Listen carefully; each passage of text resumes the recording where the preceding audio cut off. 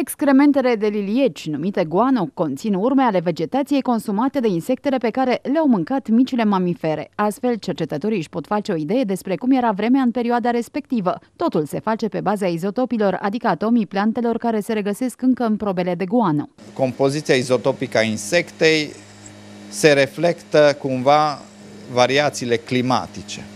Și atunci insecta este mâncată de liliac.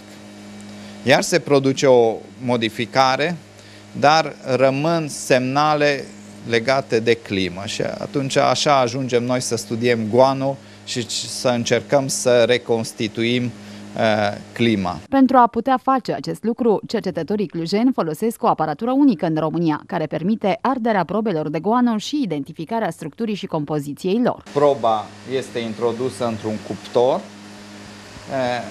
cuptor, în care la o temperatură de 1700-1800 de grade se arde proba și ceea ce rezultă din arderea materiei organice este dioxidul de carbon.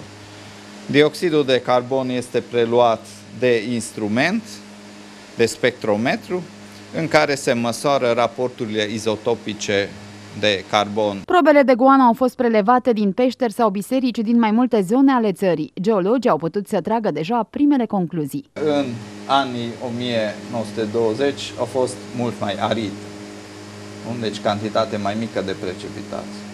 Și același lucru se poate observa pe stalagmitele din peșteri. Cercetarea este unică în Europa, iar finanțarea se ridică la 1,5 milioane de lei. Cei doi cercetători se gândesc să-și extindă studiul și dincolo de granițele țării, în Statele Unite ale Americii, Mallorca sau țările nordice ale Europei.